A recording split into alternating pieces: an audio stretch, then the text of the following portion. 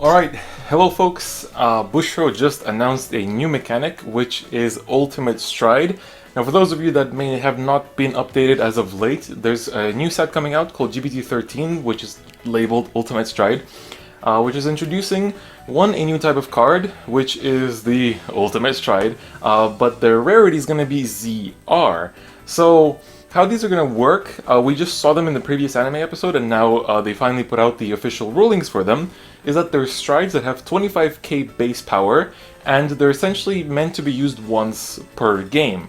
And the other catch to them is that they're not based on clans, they're based on nations. So there's going to be one for United Sanctuary, one for Dragon Empire, Megalanica, Zoo, Stargate, and the Dark Zone. So these will all be each region, each nation will have its own ultimate stride. So how this is going to work is that to go into an ultimate stride, you're going to have to first have at least 3 face-up G units. So what you can obviously do is go for a persona flipping stride as your first stride, and then just G-guard once, and then you're there.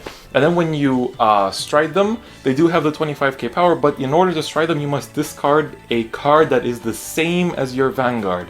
So if you have a Thavas, the grade 3 original trial deck Thavas, then you have to discard that exact same Thavas. It can't be the other, like any other card, it has to be that exact same card.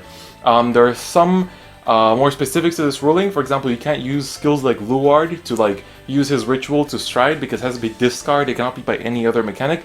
But because it's still a stride, even though it's ultimate stride, it's still a stride, you're still gonna be able to use the stride skills of your grade 3s if they have any. And the other really interesting thing is that if you're in Legion, you can technically, let's say you're in the Thinksaver Legion, you can actually discard a Blaster Blade Seeker as the cost. So it's a grade 2 that you're discarding as the cost for the stride because it's the same as the Vanguard that you're going to stride on, so therefore it works. Now, the other ruling of these ZRs is that when you go into them, at the end of that turn, when the G unit would go back to the G zone, your entire G zone, both face up and face down, gets banished, just removed from the game. It's not bound, it's removed from the game, just like when you would G assist, it's the same style. And one thing to keep in mind is that both the face up and the face down G zone is counted as one area, so all of it is gonna go. And then once it is removed from the game, your opponent is allowed to look through it as much as they want because it's an area of the field that is public knowledge to both players. So whether it's you or your opponent that gets their whole G zone banished, you'll both be able to look at each other's. So that's one thing that's important to note because it obviously tells you what your opponent's deck is, as well as telling your opponent what yours is.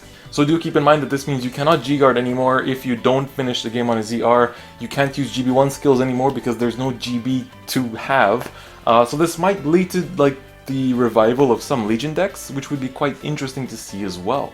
Other important notes that Bushro shared is that these obviously go towards your 16 G unit count. The amount of units in your G zone does not go up, it's going to stay at 16. Even though you're supposed to only play them once a game, you can have up to 4 of them, just like any other card, but I would honestly recommend that you don't do that because it's not just your clan that needs this card, it's every clan that shares this nation. So United Sanctuary has to share between 6 clans, Dragon Empire between 5 clans, so do keep that in mind. And don't forget that there's also always a thing where you have to have the trigger of the same clan. Because the ZR belongs to the nation, it's part of each of those clans, so therefore all the triggers and stuff will work just like normal. This is a very small thing that I don't think even a lot of people would think about. But yeah, so that's basically what Ultimate Stride is. It's not that complicated. It's basically you can only do it at GB3. You have to discard the same card as your Vanguard. No other way to do it.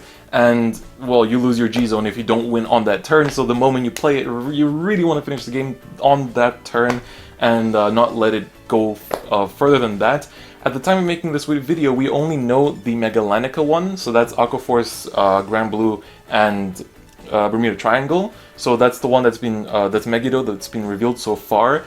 So you should check which nations your clans belong to. Maybe have some decks that share the same one. I personally will now be playing all of Stargate, so that's pretty good for me. The only thing that we don't know yet about ZRs now, which is obviously the most concerning thing because it has the potential to end Vanguard, is how many of these will be able to be pulled per case. because I might make another video on this later because it's a very big topic, but I also might just wait until we find out how many we can pull. But basically, because not just every clan needs this, it's every clan in a nation. So it's like when the United Sanctuary one comes out, 6 clans are gonna need that one card.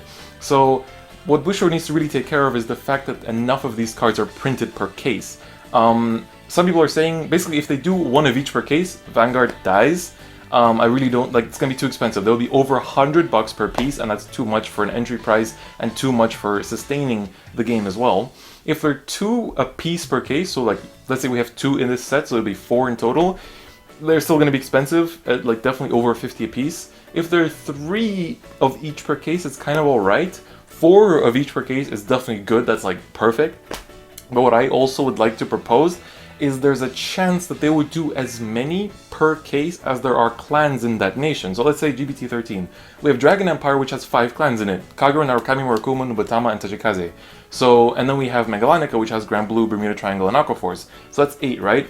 So in that case, we would have 3 of the Megalanica one and 5 of the Dragon Empire one. Because then if you're splitting the case, and let's say you have a person for each clan, then, although not each of those clans is supported in that case, but then, you know, it's like you provide for each user of the clan of that nation. So I think that might be a good kind of way to look at it, but that was just a random idea that I had in the middle of class, so I'm not sure if they would do that way, but we need at least 3 of each per case, like 100%, otherwise there's going to be a big problem. But that's it for this brief explanation of Zeroth dragons, as they're officially called, or ZRs as we're all calling them now.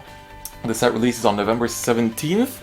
I actually have it, yes, November 17th in Japanese. I actually have a post-it written on the back of my, on my little kind of pinboard.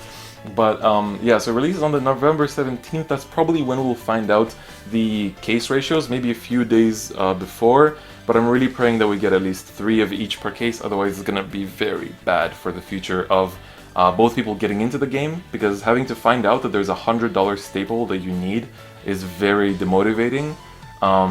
Yeah, so we'll see what happens, but for now I like the rulings. It's very simple, it's not a big change.